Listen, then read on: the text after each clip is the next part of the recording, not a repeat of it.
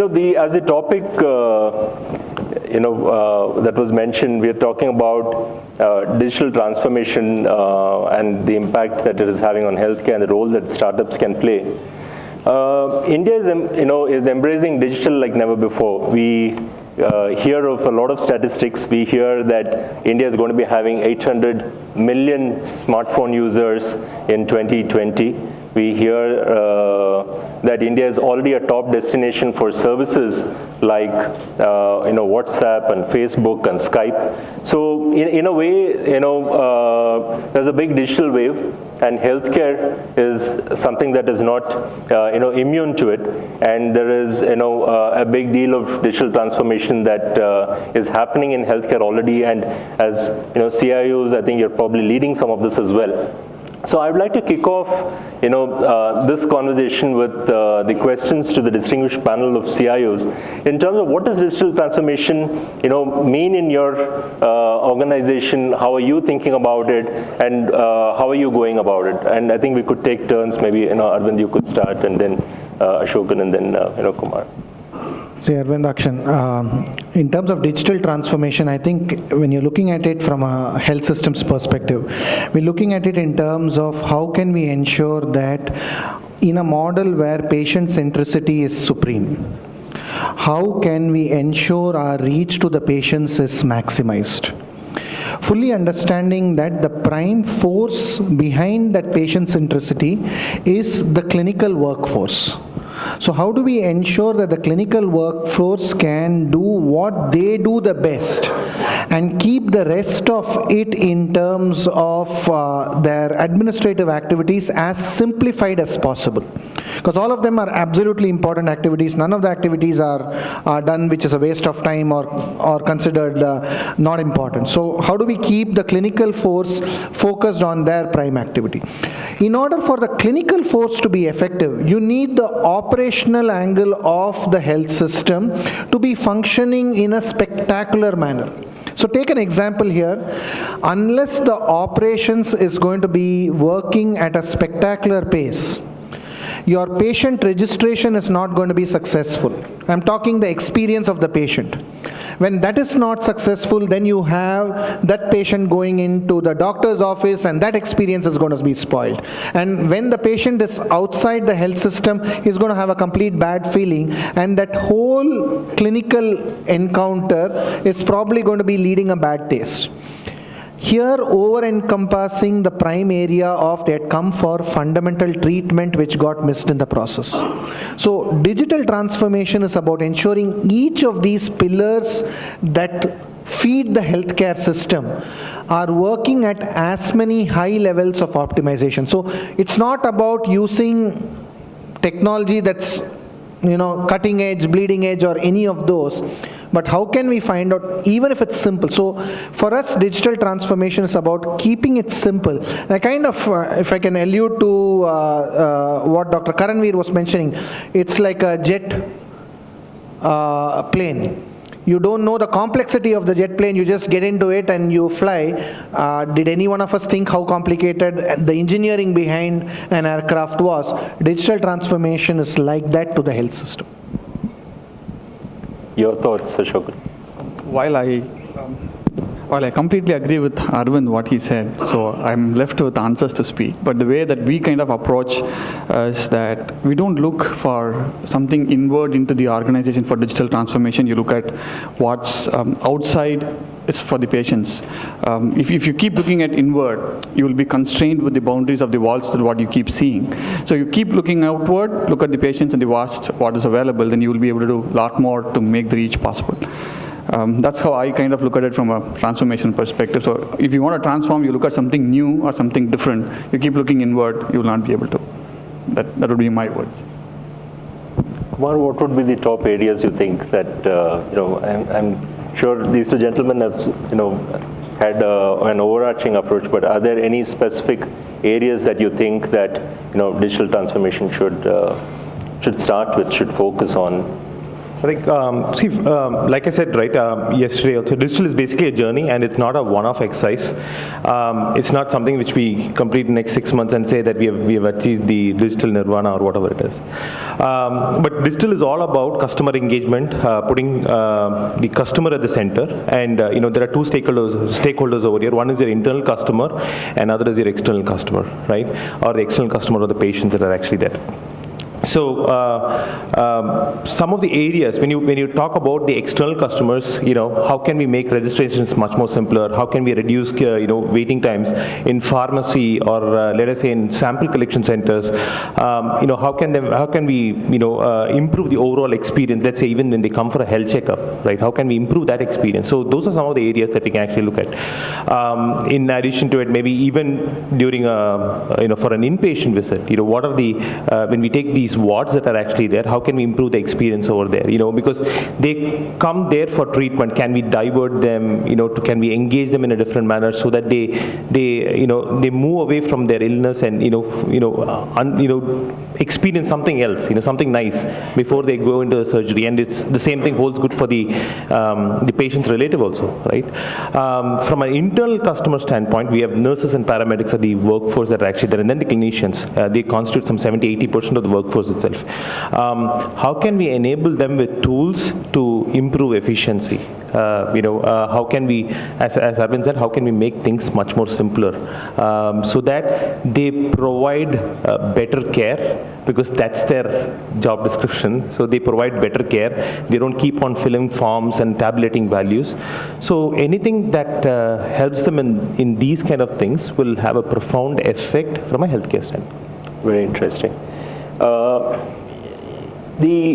And given that we are going to be talking about and startups and their role in digital transformation, it's said that the bedrock of innovation is startups and of growth is startups, and the innovation that and they are the ones that who are essentially pursuing and pushing the boundaries of innovation, and which then go on to become more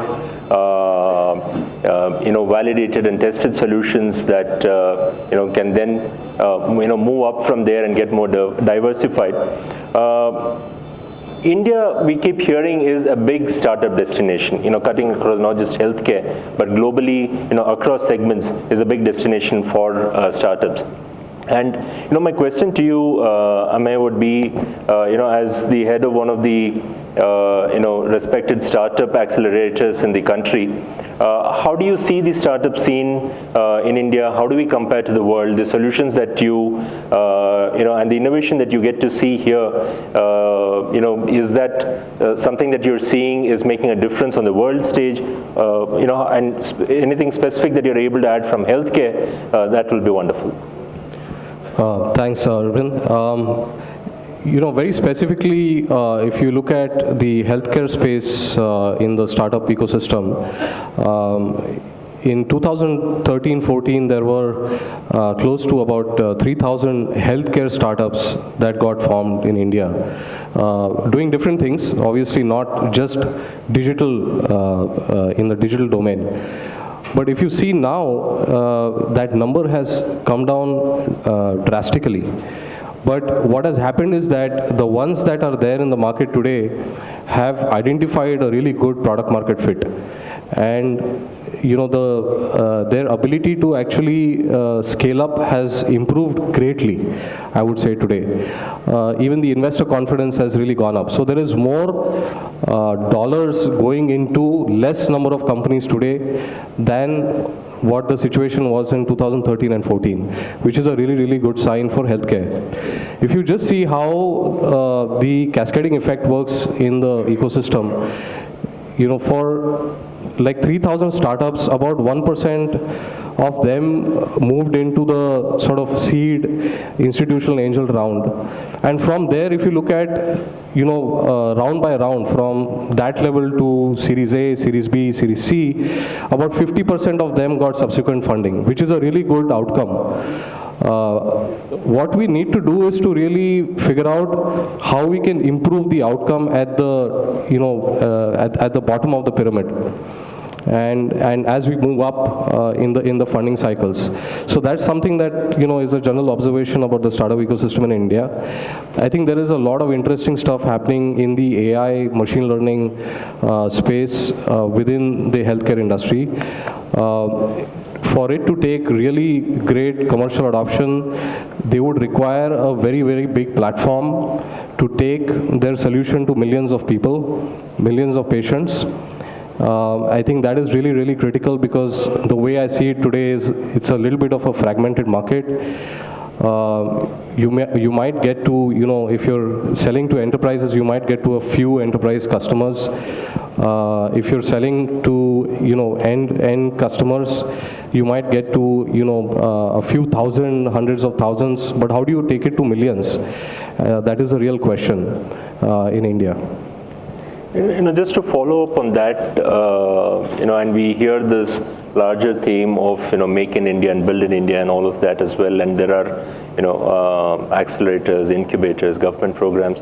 What are some of these, avenues that are available to startups today, and, which can help them, go through this journey at every stage and then be able to see success, and the chances of that getting improved at every stage? What's available for startups really today? I think there are a lot of incubators and accelerators in the country. What is more important is, can you get a customer who can be a mentor? Because there is no better mentor than a customer. And that's what we have seen from our own experience at GeoGenNext, that when you get a team into the company and that team is able to sell a product to our internal business, that's when the real validation happens. And if that account is large enough for that for that startup to prove their technology at a certain scale, then the repeatability comes from there. From there on, it all depends on how deep the market is in India.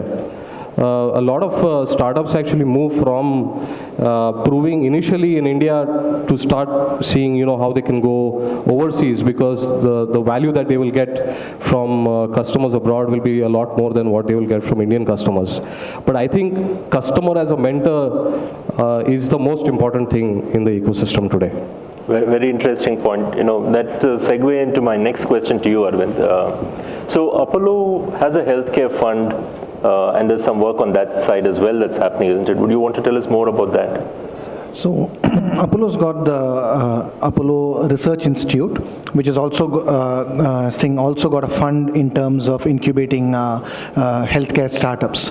The whole idea being looking at it in terms of what can be a different way of transforming healthcare. How can it be done different? In terms, when I say difference not for the sake of difference, but difference for the sake of how can we look at outcomes. How can we look at outcomes from a very high volume and high accessibility angle? How can we look at it in terms of ensuring that it goes en masse and not as just a single high value niche product? Because it could be a single machine that's a very high value machine that's only going to be one or two in a city. Each of them have their own purpose. But when you're looking at what we are looking at in terms of research and also a big angle to the fund as well as the research and innovation that's there is, how do we look at Indian data to feed this sort of a large population? Because this population segment is extremely large. Solutions for this are very specific and many a times in slight deviation to what we see in the Caucasian samples.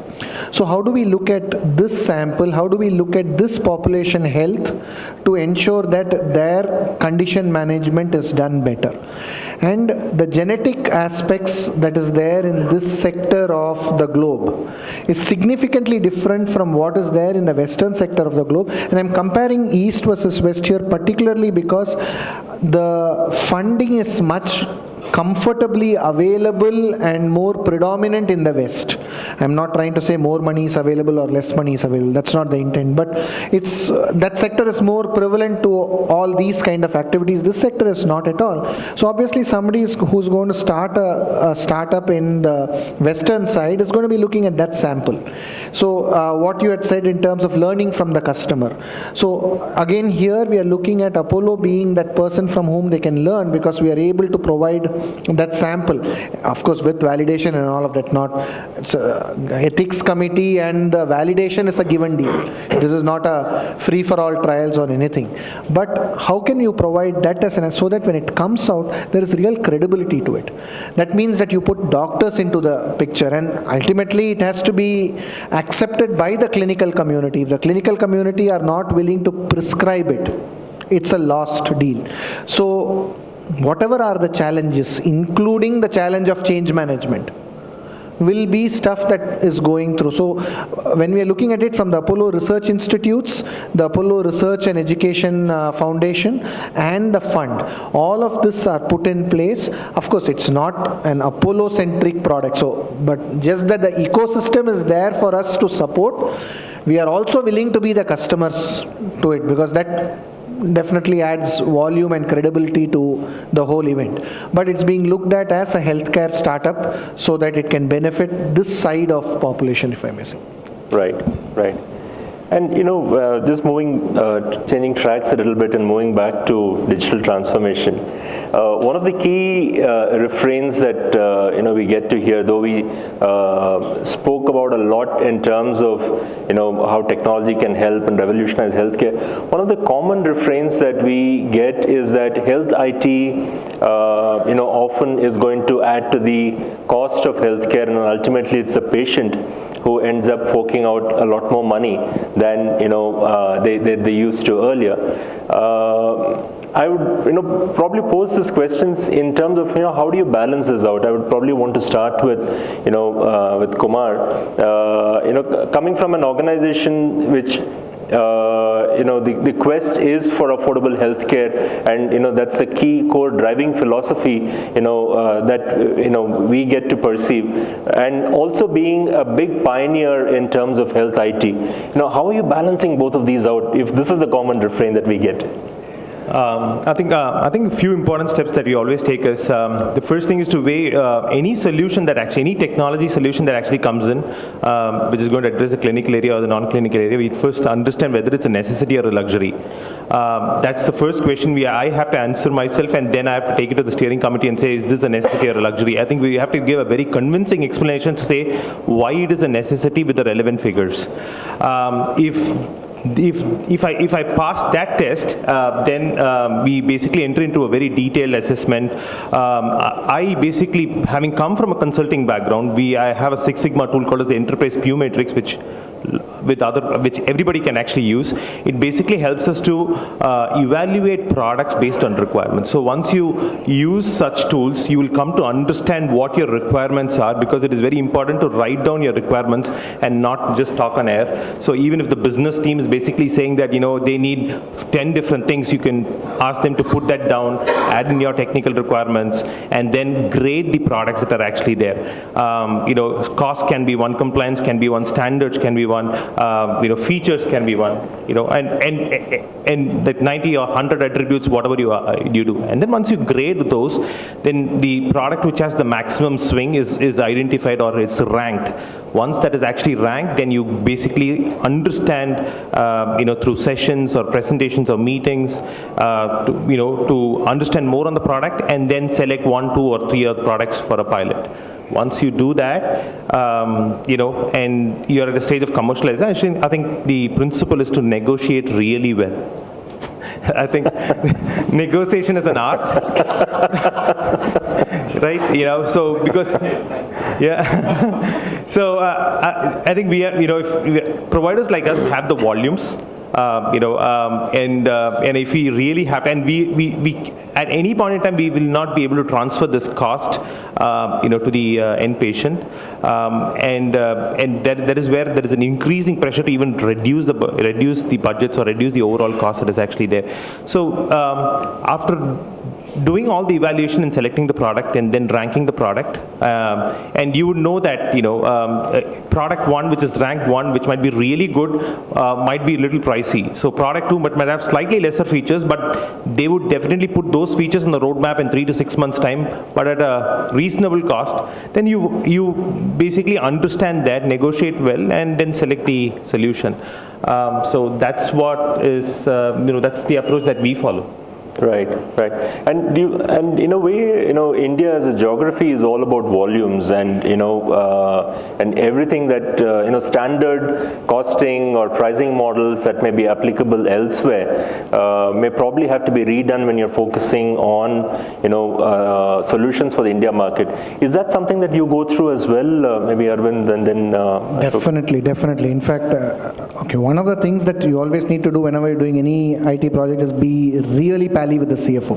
Okay, forget the ROI and all that. Be just pally with them. Just say yes. If the finance or somebody is asking for a PC or a laptop, just give it. Okay, and then you start talking ROI. So that's really the secret of how to get stuff done. Now, this is where this whole Make in India and this incubation, this whole Indianize, because you're talking numbers and volumes that is India based. So I'll give you a simple example now. Let's say somebody comes and let's take Apollo Hospitals as an example. Somebody comes and tells me that, it's going to be a per user license. How many? 80,000. Because for me, it's not about showing the number as who is on roll and who is not on roll. See, anybody who is a user of the system starts consuming it, then you start being accountable to it. So if you start looking at per user license, your numbers will go over the roof. And that you multiply even with 100 rupees, it's still not a sustainable number, because to what Kumar was mentioning, that's not a number that you can add into the bill from a recovery model as such. And again, I know I'm sounding very business-like when I say this, and probably with the media climate, this is not the best of language to use either. But look at it from an ROI or a costing aspect. This is not an element that you can put in. And whatever said and done, when it comes to health, that aspect of humanity and godliness continues to exist. We cannot take it away, no matter how we may speak about it. So with that said and done, you will have to look at money. So we'll have to work with the providers, whether it's a Western-based provider who's used to a different licensing model. Another part of the licensing model is the cost itself. It costs $20 in the US, so it costs not 20 into 65 here. You have to look at the cost of equivalent money of $20, not multiply 20 into, do a conversion rate and say, that's not possible. Manpower cost, we charge $10 an hour, so that means 650 bucks. An hour, and 10 hours is 6,500 rupees. A show of hands, how many people make 6,500 rupees per day here? We'll go to that job. Let's be honest.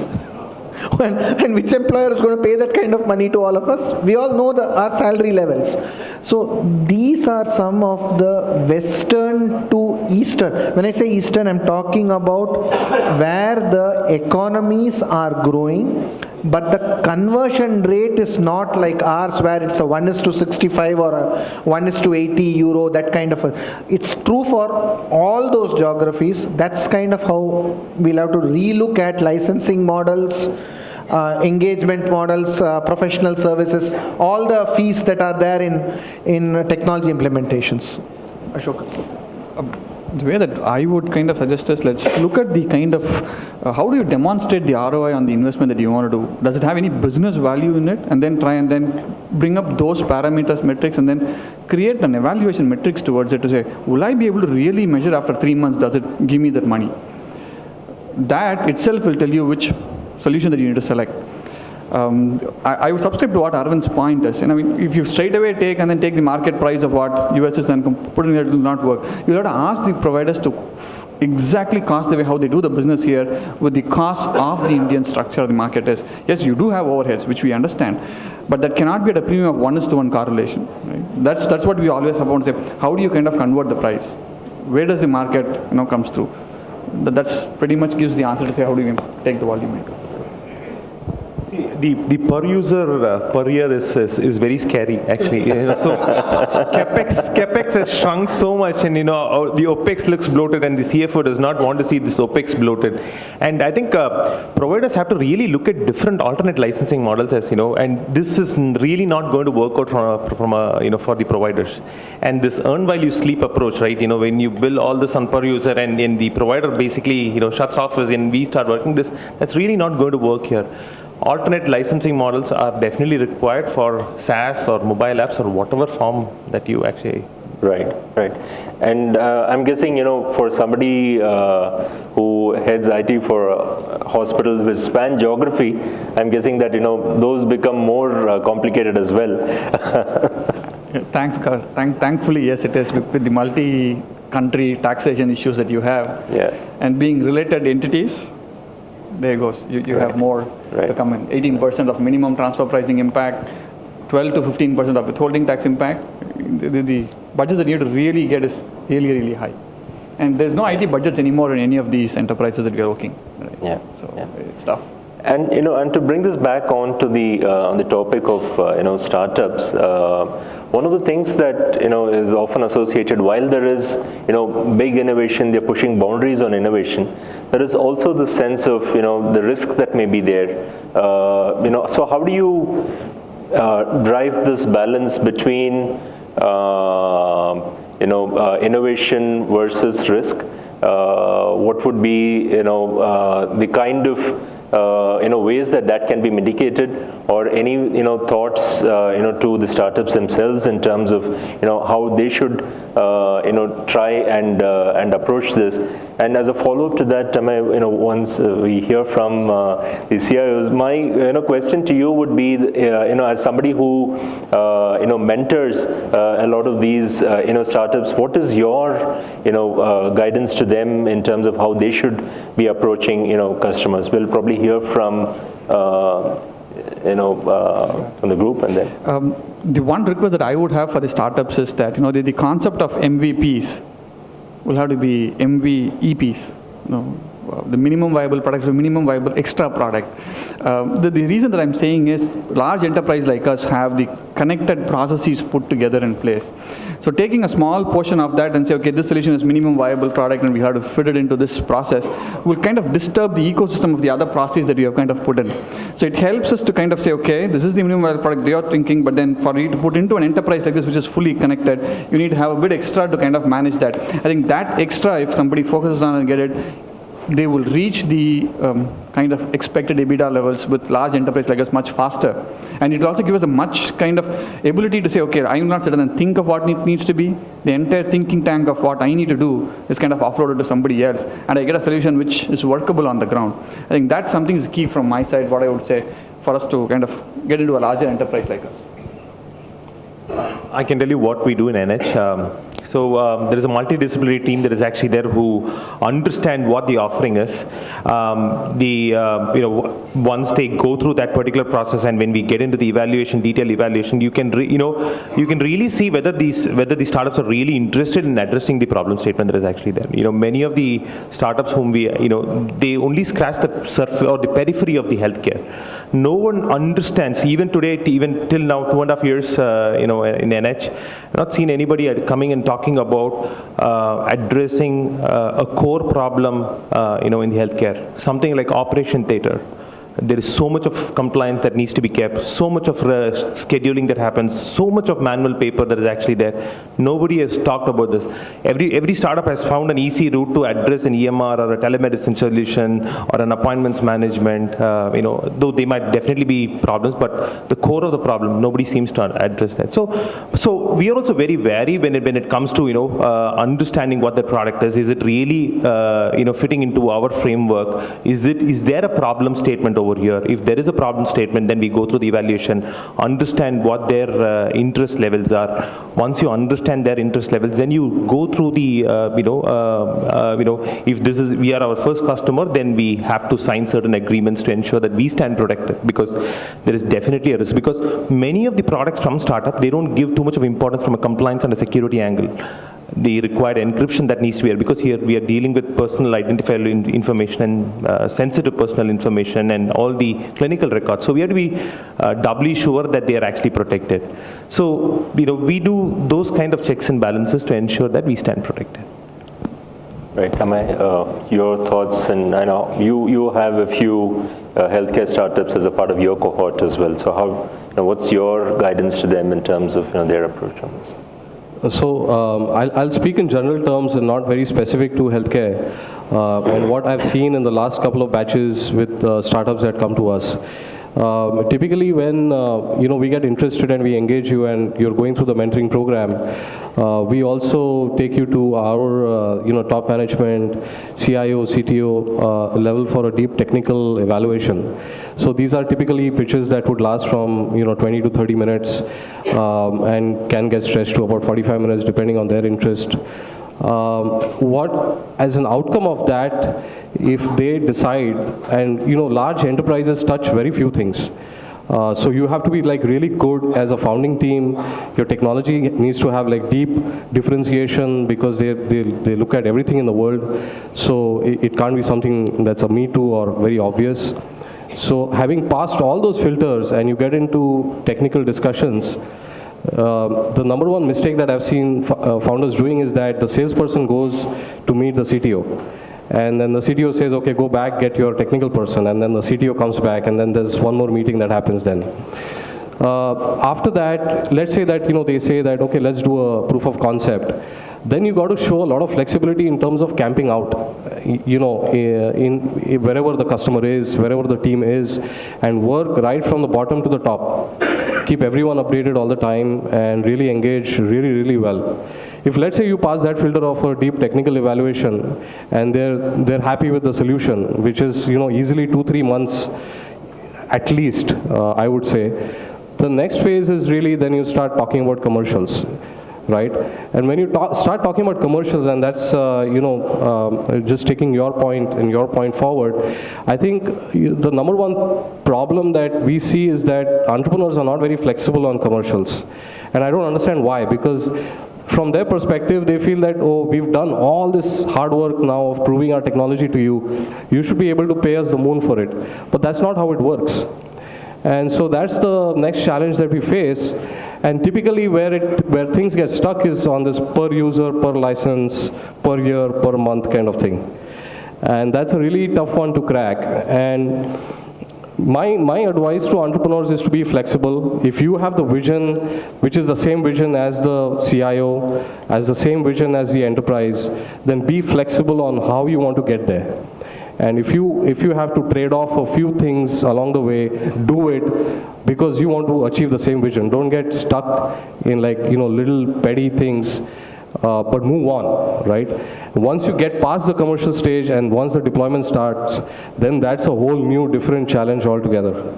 So that's typically the journey that I see and the challenges that I see, and that's generally my advice for entrepreneurs.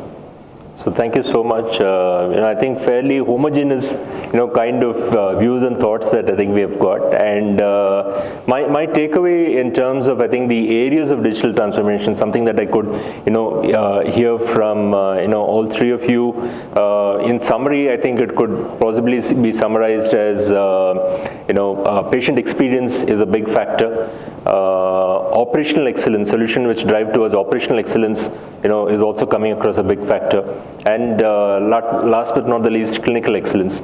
I think these are three things that I consistently heard, from all three of you. And I think that sets this up nicely for, some of the startup presentations that we are going to be seeing, subsequently. I think they also broadly fall into one of these, categories subsequently. Thank you so much.